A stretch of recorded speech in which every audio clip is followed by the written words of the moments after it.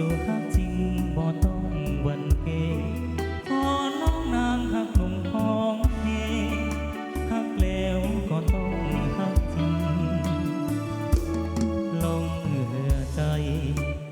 ตามน้ำของโคตรเลี้ยวเพื่อหักอายแสนเปลี่ยวเปี่ยวใจให้ผู้หญิงเมื่อมาพบน้องที่สุดโสภาก็ต้องหักจริงขอน้องนางอย่าได้พะวิงให้มอบหักจริงด้วยใจโอ้นาวมา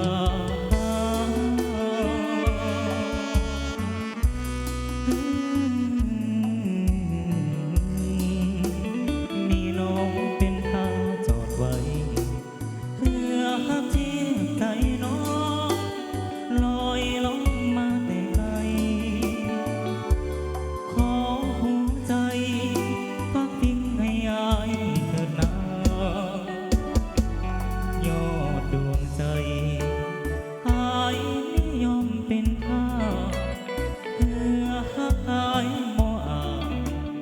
จากนวลน้องแก้วตาด้วยว่าเหือหักบรรจุหักเต็มจนล้นลาย่านเหลือเกินย่านเจ้าของท่าจะล้มเบื่อหักอายจม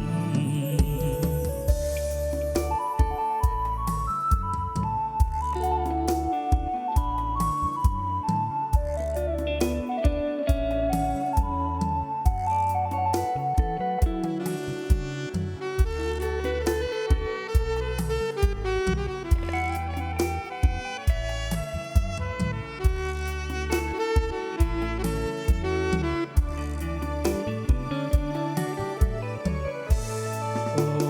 นาวฟ้า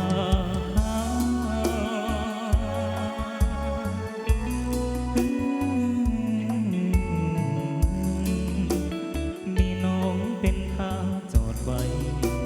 เพื่อหักเทียบใจน้องลอยลงมาแต่ไกลขอหัวใจพักพิงให้อายเถิดนายอดดวงใจอายนิยมเป็นท่าเพื่อหักอายบ่อาจจากนวลน้องแก้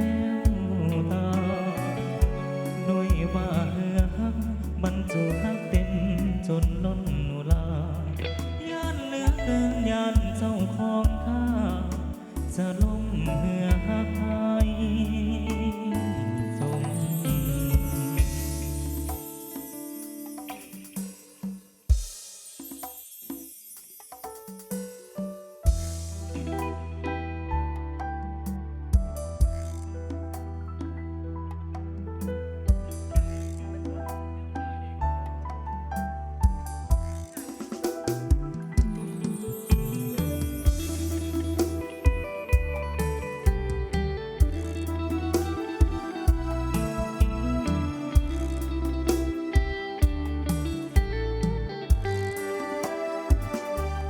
เป็นหนุ่มเป็นสาวก่อนถึงข่าวที่จะแต่งงานของหากันมาตั้งนานสาบานกันตั้งหลายปีจึงตัดสินใจแต่งกันไปตามประเพณีเขาขอไว้พรเต็มที่วิวาอย่าได้หม่นหมองขอให้มีคำมีเงินเป็นหมื่นเป็นล้านชีวิตหลังการแต่งงานให้สุขสันต์ด้วยกันทั้งสองขอให้เนื้อมินเกียรติสถิตในแผ่นดินทองโผยไผ่ได้มาต่อประคองหักให้จีลำ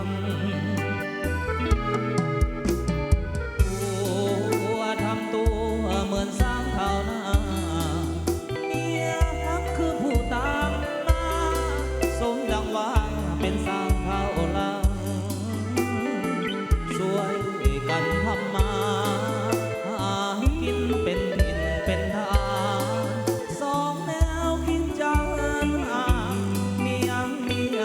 ค่อยๆเว้ากัน ขอให้ทั้งสองเป็นท้องแผ่นเดียวเลื่อไปของหาด้วยความแจ่มใสสุขใจสู้กันละนานถือเท่ายอดทองก็บอกยอดเพชรด้วยกันรักเดียวใจเดียวเท่านั้น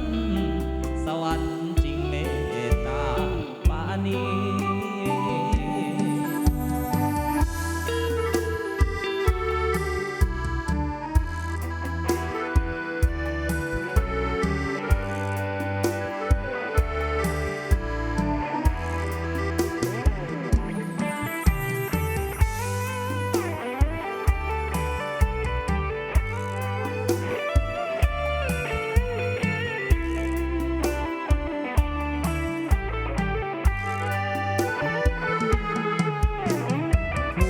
ผัวทำตัวเหมือนสร้างเท่านา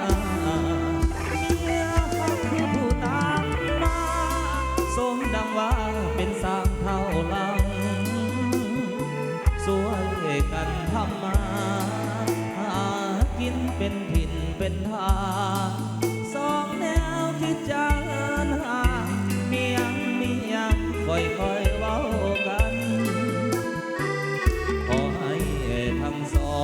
งเป็นท้องแผ่นเดียวเลื่อยไป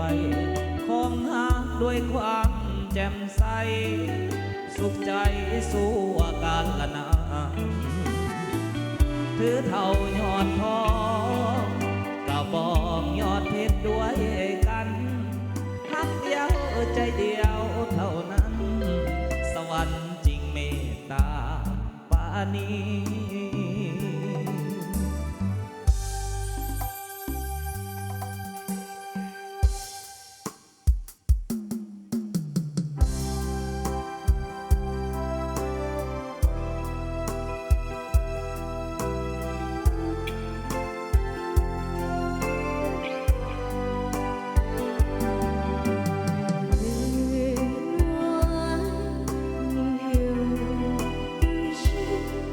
我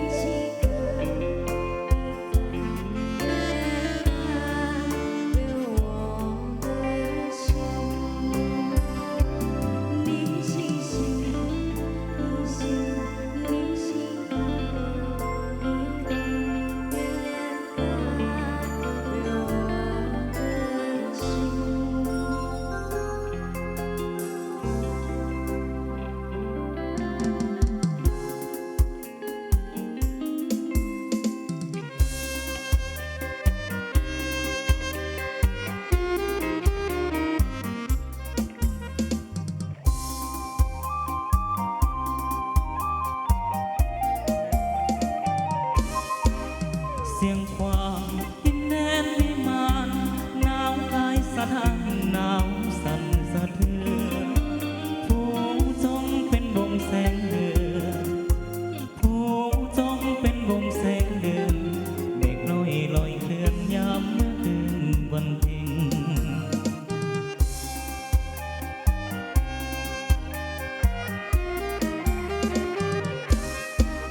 หมู่นางนาคน้อยนาลีลอยตามนาทีเป่งละสีสวยเด่นนำเงี้ยวไหลลินโมเว้นนำเงี้ยวไหลลินโมเว้นเศร้ากำแลเห็นสาวเนื้อเย็นน้องลอยโอ้เสียงพวงนี่เอ๋ยก่อนนี้บ่เคยเห็นเจ้างามหยาดย้อยเดี๋ยวนี้ธรรมศาสตร์จมหน่อยเดี๋ยวนี้ธรรมศาสตร์จมหน่อยเฝ้าคำแหล่งคอยผู้จ้องมองงามตา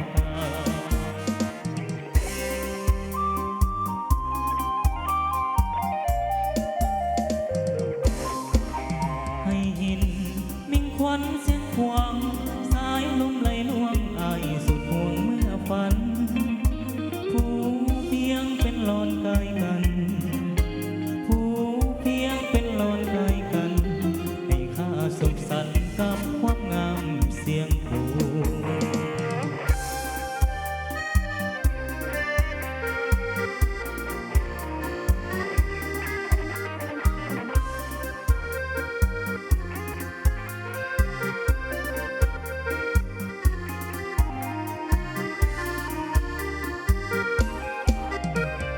โอ้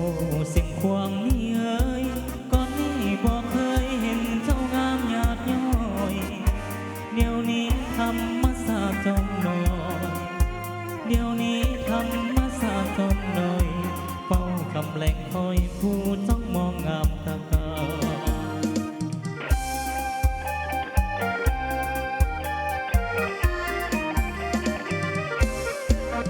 ให้หินมิ่งควันเสียงควงสายลมไหลลวงอายสุดห่วงเมื่อฝันผู้เพียงเป็นหลอนกายกัน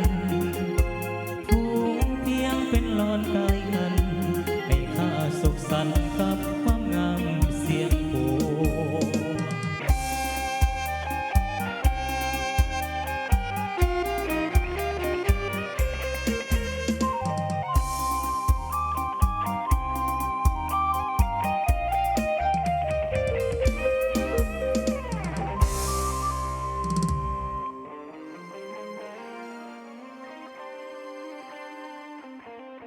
ก็ถือว่ามอบความปกบานบนเส้นให้ทั้งบรรดาท่านบรรดาแขกของพวกเขาเอาเป็นจังหวะเย็นๆซ่าๆให้เป็นของกับของแก้มให้ทั้งบรรดาท่านบรรดาแขกเฮา